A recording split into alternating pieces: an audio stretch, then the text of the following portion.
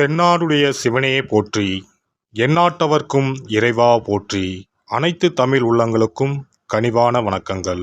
ஜோதிட சாஸ்திரத்தில் நவகிரகங்களின் தலைவனாக கருதப்படுபவர் சூரிய பகவான். இவர் ஒவ்வொரு மாதமும் தன் ராசியை மாற்றுவார். அப்படி மாற்றும் போதுதான் தமிழ் மாதங்கள் பிறக்கின்றன.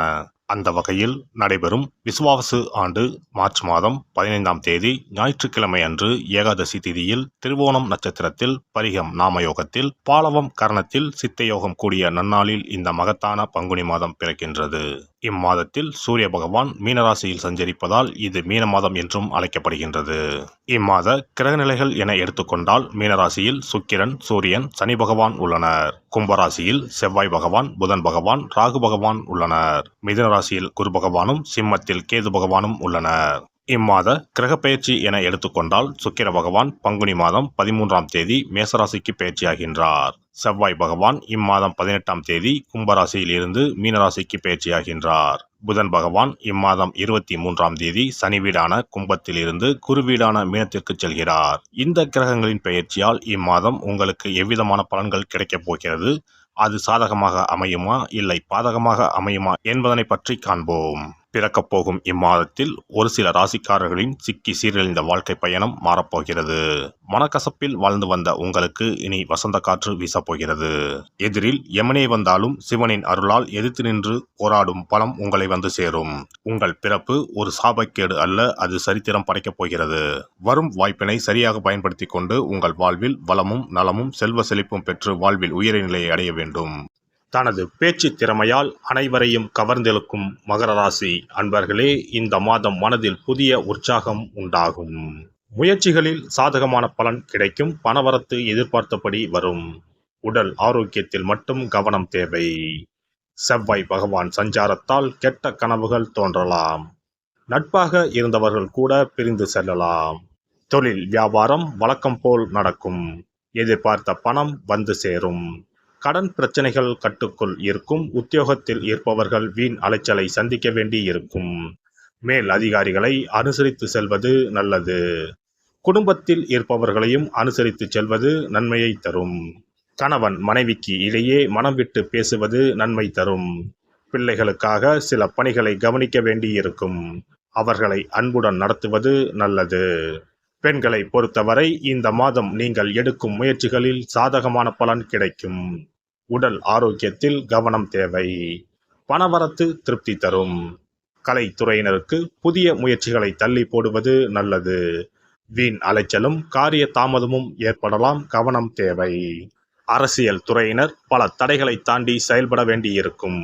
எதிர்பார்த்த லாபம் வந்து சேரும். செயல் திறமை வெளிப்படும். சுதந்திரமாக செயல்படும் வாய்ப்புகள் கிடைக்கும். வரவேண்டிய பணம் வந்து சேரும். மாணவர்களுக்கு கல்வி தொடர்பான விஷயங்களில் எதிர்பார்த்த பலன் கிடைக்கும். மனதில் இருந்த கவலை நீங்கும். நட்சத்திர பலன்கள் உத்திராடம் 2, 3, 4ஆம் பாதங்கள். இந்த மாதம் எதிலும் கூடுதல் கவனத்துடன் இருப்பது நல்லது. வீண் அலைச்சல் காரிய தாமதம் உண்டாகலாம்.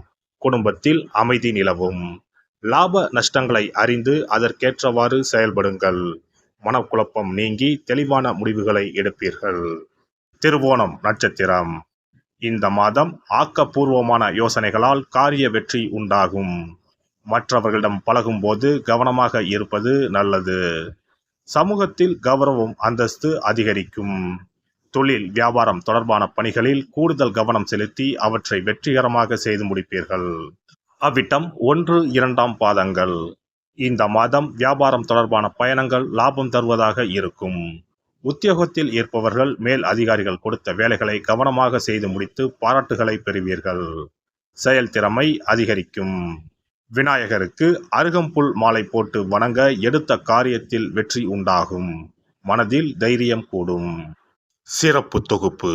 கண் திருஷ்டிகள் அகன்று தடைப்பட்டு கொண்டிருக்கும் காரியங்கள் நிறைவேற செய்ய வேண்டிய பரிகாரம் என்ன என்பதனை பற்றி காண்போம். வாழ்க்கையில் நல்ல நிலையில் இருந்தவர்கள் கூட திடீரென்று பொருளாதாரம் இழந்து மன கஷ்டங்களுடன் வாழும் நிலை ஏற்படும். இந்த நிலை எதனால் ஏற்பட்டது என்று ஆராய்ந்து பார்த்தால் பெரும்பாலும் அவர்களின் மீதான கண் திருஷ்டிதான் காரணமாக இருக்கும். கல்லடி பட்டாலும் கண்ணடி படக்கூடாது என்று சொல்வார்கள் அல்லவா, அது உண்மைதான். இது போன்ற பிறரின் பொறாமை கொண்ட கண் திருஷ்டியினால் பலரின் வாழ்க்கை சிரமத்திற்கு ஆளாக நேரிடும். இது போன்ற கண் திருஷ்டிகளிலிருந்து எப்படி தப்பிப்பது? இருக்கவே இருக்கிறது எளிதாக கிடைக்கும் ஊமத்தஞ்செடி. தெய்வ சக்தி நிறைந்த செடியாக கருதப்படும் ஊமத்தஞ்செடியின் காய், பூ, இலைகள் என அனைத்தும் தீய சக்திகள் விரட்ட பரிகாரத்துக்கு பயன்படுகிறது. பொதுவாக ஊமத்தம் காய்க்கு கெடுதலை அகற்றக்கூடிய சக்தி உண்டு. நம் வீட்டில் உள்ள எதிர்மறை சக்தியை அகற்றுவதற்கு ஊமத்தங்காய் தீபம் சிறந்த பரிகாரமாகிறது. தெய்வீக மகத்துவம் நிறைந்த ஊமத்தங்காய் மற்றும் பூவையும் எடுத்துக்கொள்ளுங்கள். வீட்டுக்கு அருகில் இல்லை என்றால் நாட்டு மருந்து கடைகளில் கிடைக்கும். இந்த 2 பொருட்களையும் மஞ்சள் தண்ணீரை கொண்டு நன்றாக கழுவி விடுங்கள். சிறிது நேரம் அவற்றிலுள்ள ஈரம் போக ஆறவிட்டு பிறகு அவற்றை ஒரு மஞ்சள் துணியில் குலதெய்வத்தை வேண்டி ₹1 நாணயத்தோடு சேர்த்து முடிந்து வீட்டின் நிலைப்படியில் கட்டி தொங்க விடுங்கள். இந்த முடிச்சை வெள்ளிக்கிழமை அல்லது ஞாயிற்றுக்கிழமைகளில் தயார் செய்து வாசல் படியில் கட்டுவது சிறப்பு. தினமும் வீட்டில் தீபம் ஏற்றி காண்பிக்கும் போது இந்த முடிச்சுக்கும் காண்பிக்கவும். இதேபோல் ஊமத்தம் இலைகள் கிடைத்தால் அந்த இலைகளை சுத்தமான மஞ்சள் தண்ணீரில் கழுவிவிட்டு அவற்றை கொண்டு வீட்டில் இருக்கும் விநாயகருக்கு திங்கள் கிழமைகளில் தொடர்ந்து அர்ச்சனை செய்து வர வேண்டும். ஊமத்தம் பூவையும் விநாயகருக்கு சூட்டலாம். 3 வாரங்கள் தொடர்ந்து திங்கள் கிழமைகளில் விநாயகருக்கு ஊமத்தை இலையால் அர்ச்சனை செய்து ஊமத்தம் பூவை சூட்டி வழிபட்டால் வீட்டில் உள்ள கெட்ட சக்தி நடமாட்டம் மற்றும் கண் திருஷ்டிகள் தீரும். ஊமத்தம் செடியும் சிவபெருமானுக்கு உகந்த இலை ஆகும். இந்த ஊமத்தங்காய் வைத்து சிவபெருமானுக்கு தீபம் ஏற்றி வழிபடுவதன் மூலம் நமது பிரச்சனைகளில் இருந்து எளிதாக விடுபட முடியும். முதலில் 2 ஊமத்தங்காய்களை எடுத்துக்கொள்ள வேண்டும். அவற்றின் மீது முட்கள் இருப்பதால் மிகவும் கவனமாக கையாள வேண்டும். ஊமத்தங்காயின் காம்பு பகுதிகளை வெட்டி கொண்டு கத்தியை பயன்படுத்தி ஊமத்தங்காயின் உள்ளே இருக்கும் விதை பகுதியை முழுவதுமாக நீக்கிவிட வேண்டும். பின்னர் 2 அகல் விளக்குகள் மற்றும் விளக்கு வைப்பதற்கான 2 தட்டுகளை எடுத்து சுத்தம் செய்து அவற்றிற்கு மஞ்சள் குங்குமம் போட்டு வைத்துக் கொள்ள வேண்டும். பின்னர் 2 தட்டின் மீதும் ஒவ்வொரு அகல் விளக்கை வைத்துக் கொள்ள வேண்டும்.